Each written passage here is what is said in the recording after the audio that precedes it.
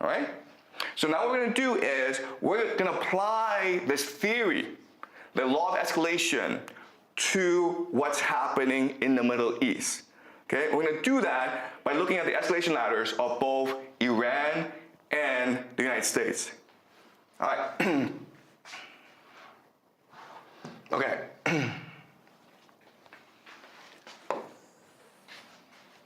This is the US. This is Iran. Okay. So let's look at their escalation ladder. So the first thing the United States does, of course, is something called decapitation. What is decapitation? Decapitation is like, I just kill your leaders, you don't have any more leaders, and therefore you don't know what to do, and therefore you surrender, okay? That's the first thing the US did. It didn't work. So now what the United States is doing is attacking military targets, air defense, and military bases, okay? That's the second step. And the idea is that you beat the crap out of the military so they surrender. But that didn't work either, okay? So then what you do next, of course, is economic embargo, where you basically prevent Iran from trading with the world, right? Prevent Iran from selling oil to China, basically, by blockading the seas.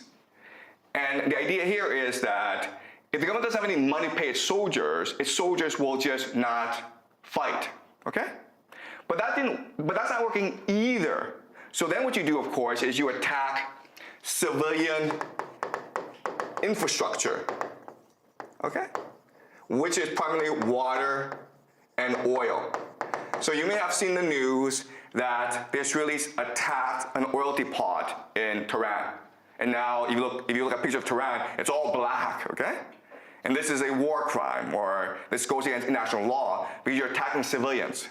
But that's what you do when you feel as though you need to apply more pressure to win this war, okay? And so you can keep on escalating. And then what you do is that now that you've attacked the civilians and they still refuse to surrender, what you do now is you use secret weapons. Secret weapons might be advanced missiles that no one's ever seen before, okay? And the point of these secret weapons is to scare the crap out of people and say, you see how dominant we are, okay? If that doesn't work, then what you do next is use biological and chemical weapons, okay? Biochemical weapons. Doesn't work either? Then, guys, nuclear weapons. All right? So what's really important for us to understand is that you must follow this escalation ladder if you are to use nuclear weapons. And the reality is that, first of all, we have not seen secret weapons. We have not seen biochemical weapons, and therefore nuclear weapons comes later, okay? Unless I see biochemical weapons being used, I refuse to believe that nuclear weapons is on the table, okay? All right, so I think we are here, which is the beginning of attacks on civilian infrastructure. But already we're seeing arguments in the American political system against the use of weapons against civilians, okay? The reason why is that if you do this, okay, if you destroy civilian infrastructure, you unite the people behind the government. Because the idea is that you use airstrikes to split apart the government and the people, and you want the people to overthrow the government for you, okay? That's the idea here. So we are at this stage, meaning that we have a long way to go before we hit nuclear weapons, okay? All right, so now let's look at the Iranian escalation ladder. So what's happening is that in the beginning, Iran does two major things, okay? The first is attack military targets, okay? And what they're basically targeting are US radar systems and air defenses. Because once these two things go, then Iran can attack whatever it wants, okay? It's also close to Strait of Hormuz.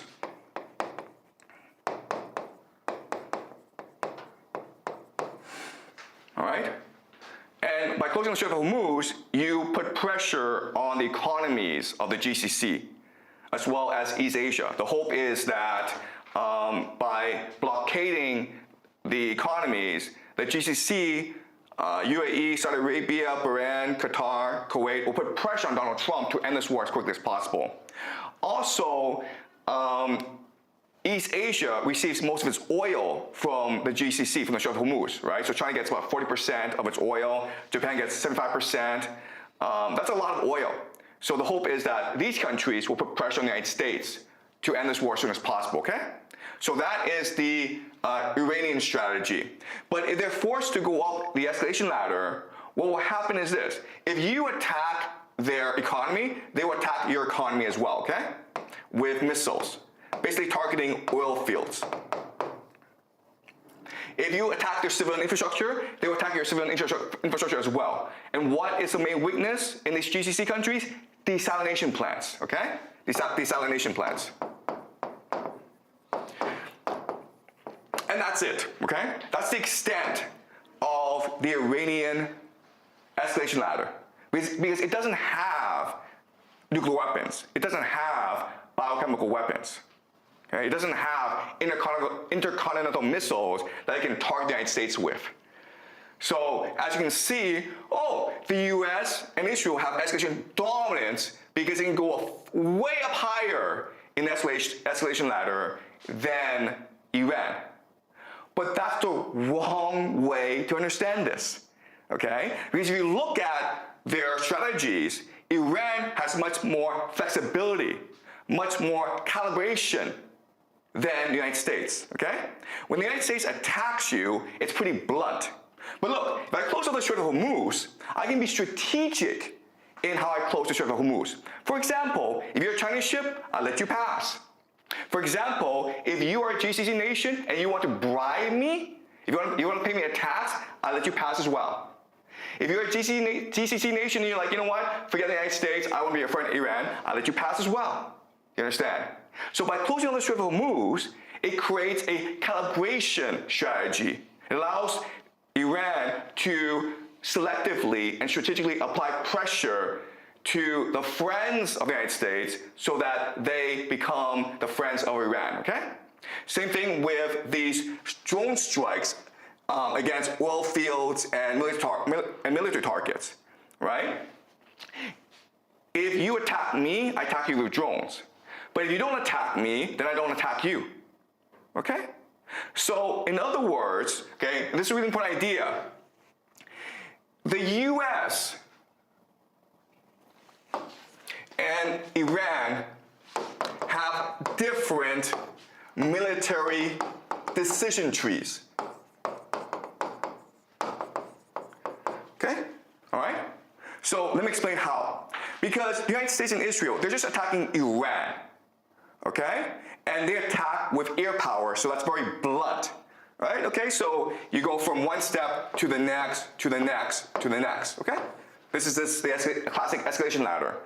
Iran is not like this. Their decision tree is different, okay?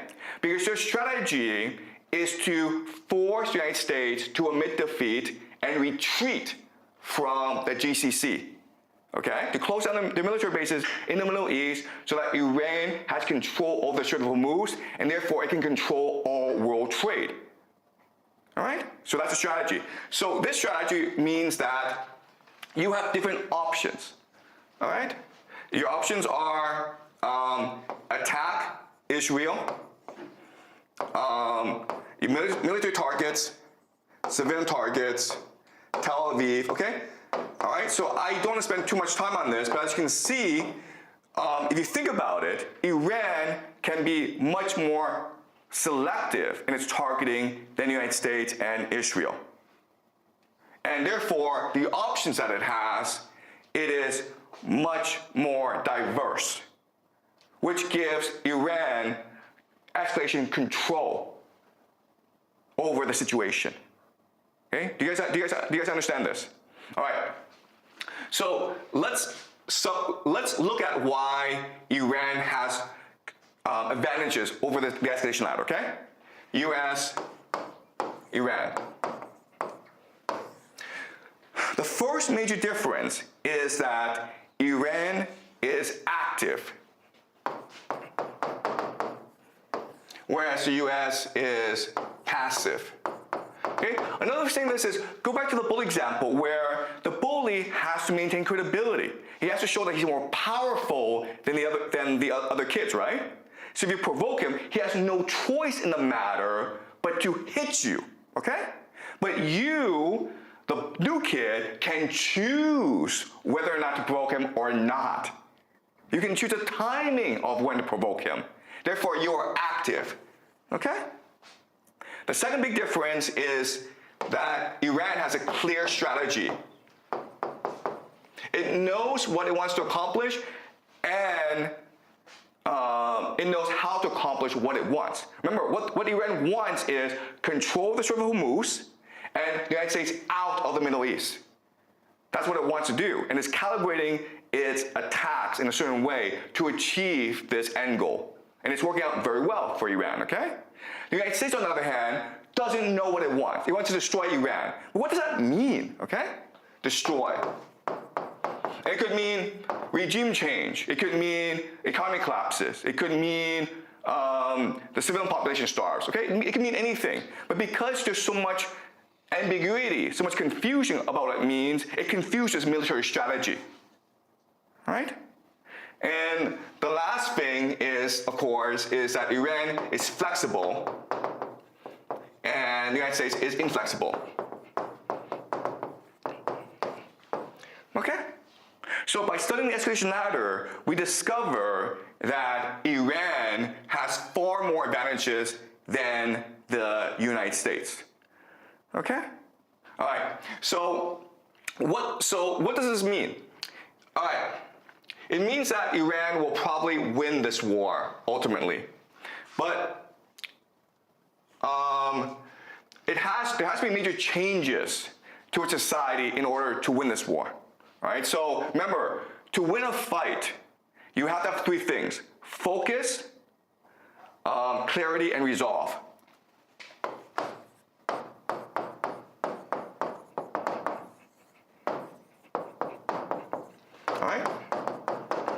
You have to know what your purpose is. You have to know how to achieve it, and you have to be determined to achieve it. Okay?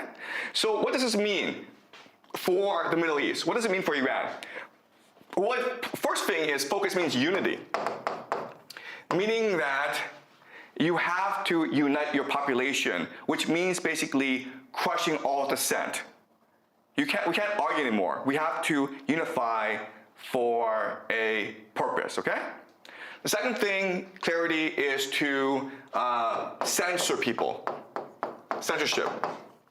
And we're already seeing that in Israel, where you're not allowed to film military strikes, okay? If a drone comes and attacks Tel Aviv in Israel, you cannot film that and put on social media, okay? The government will come and arrest you. Same thing in Dubai. You cannot show Dubai being attacked, okay? So massive censorship going on. And resolve just means militarization,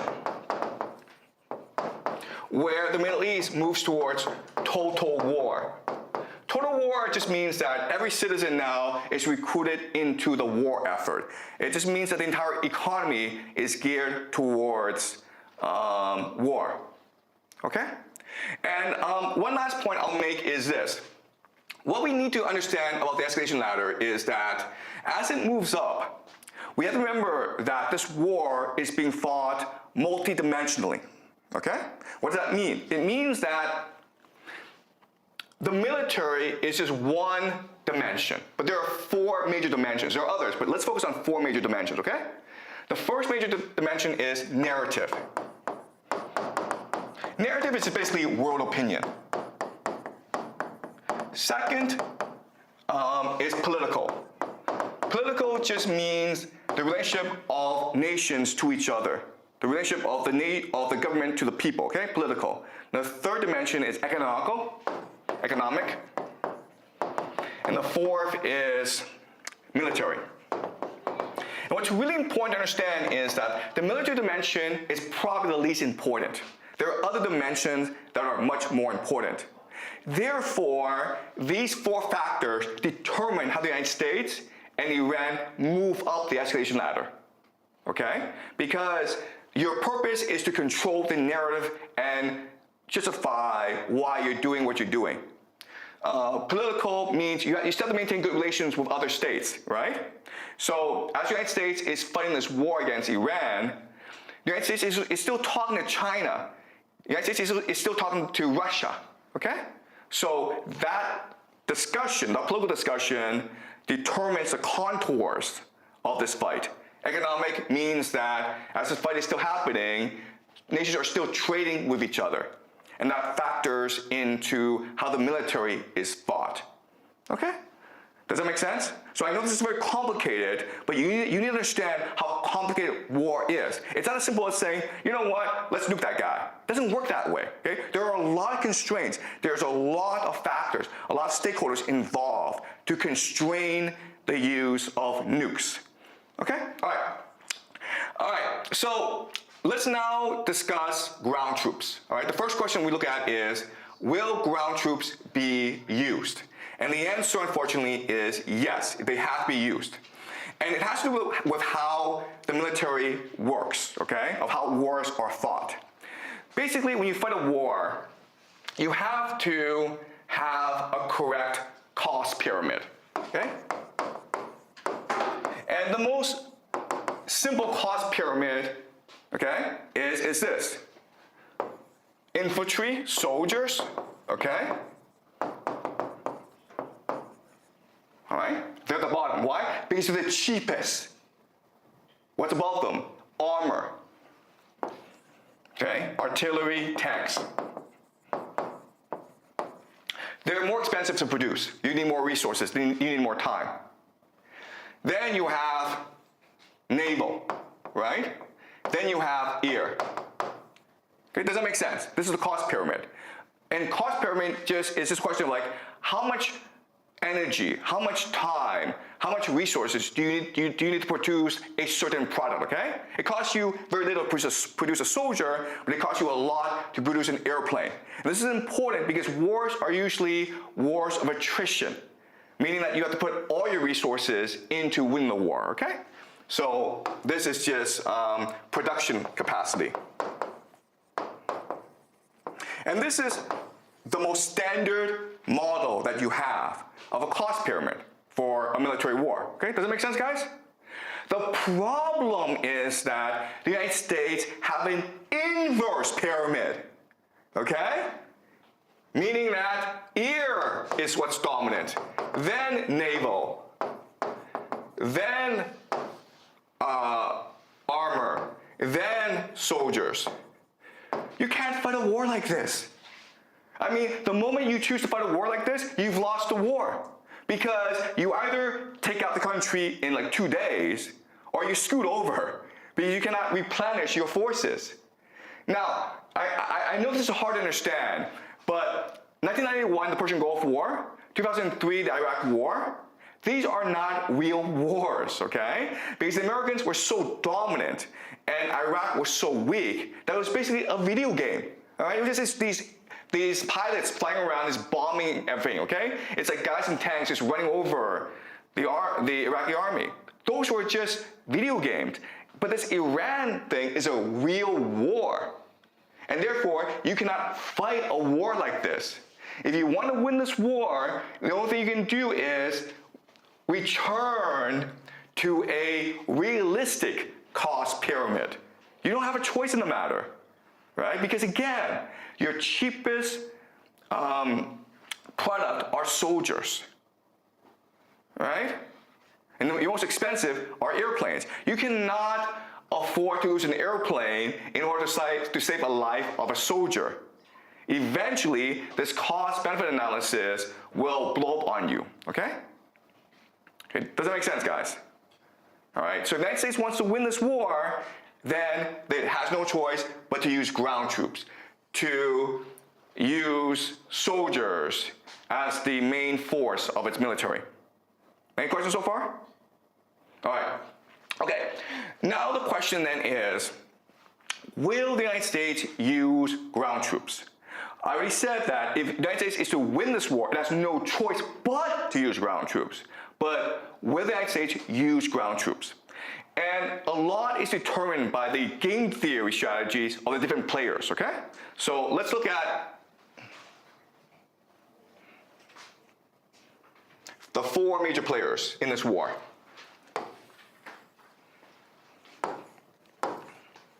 You have US, you have Israel, you have Saudi Arabia,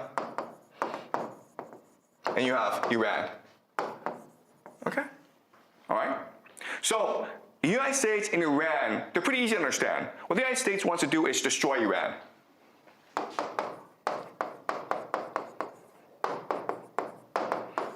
Okay? Why?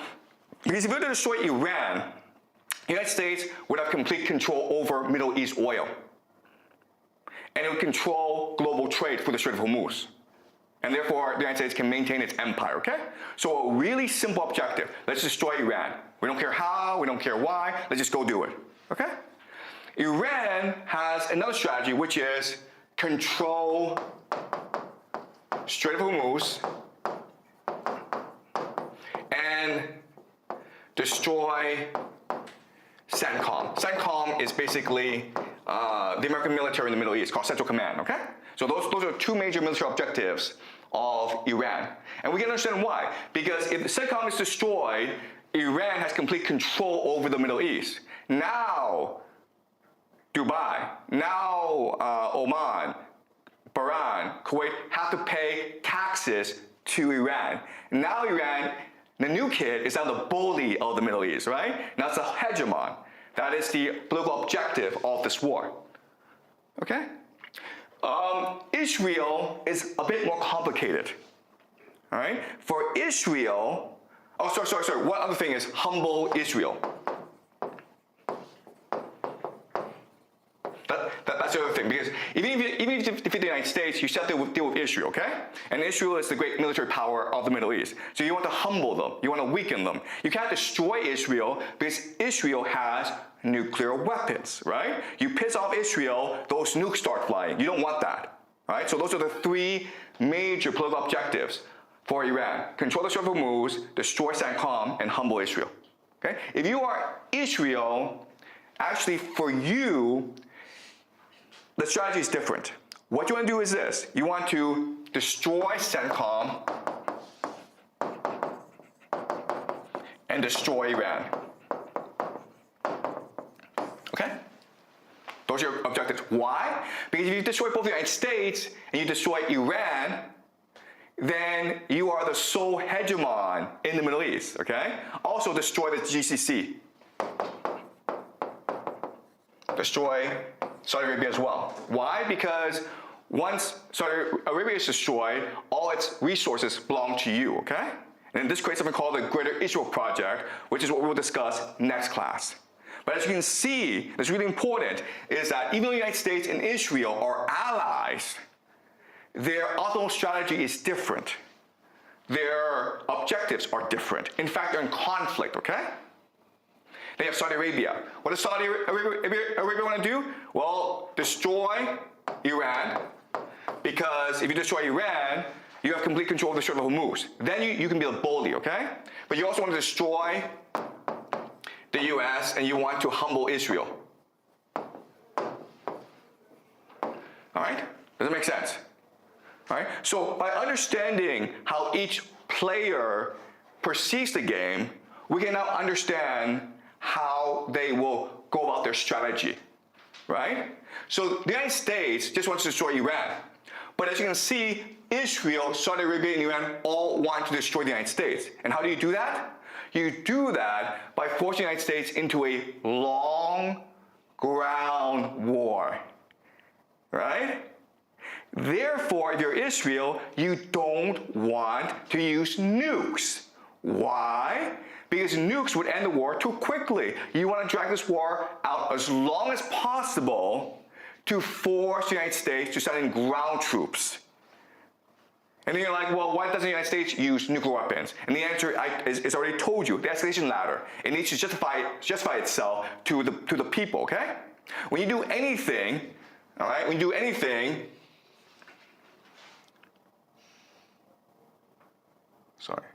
When you do anything, you have to worry about certain factors, okay? You have to worry about troop morale. Your soldiers have to believe that they are fighting for a good cause, okay? You have to worry about public opinion. You have to make sure that the world is on your side. You have to worry about politics, political will. You have to make sure the people are unified, and you have to worry about enemy morale. You don't want to piss off the person, your enemy, so much that they go into an extreme, they jump the escalation ladder to extreme beyond your control. Okay, does that make sense? Okay, so as you can see, war is extremely complicated. It's not just about weaponry. It's not just about resources. It's ultimately about controlling the narrative, controlling the political landscape. Okay, marshaling the resources in a proper way that is strategically beneficial. All right? Does that make sense to you guys? Okay, so yeah, so we just answered two questions. Will the United States use ground troops? Yes, it will, because Iran, Saudi Arabia, and Israel will work together to force a ground invasion, even though the United States doesn't want to do so. But unfortunately, the United States doesn't have a clear, coherent strategy. It's passive. Therefore, it can be manipulated into sending a ground invasion, okay? And the second question is, will Israel and the United States use nuclear weapons? And the answer is no, because it's not in their best interest to use nuclear weapons. Okay? Israel wants the United States to lose this war. And so that means a long war that destroys the American political will to fight any more foreign wars. If America loses, Israel becomes the dominant power in the Middle East. Okay? And so the last question is the Al-Aqsa Mosque. And we'll answer that next class on Thursday. Any questions?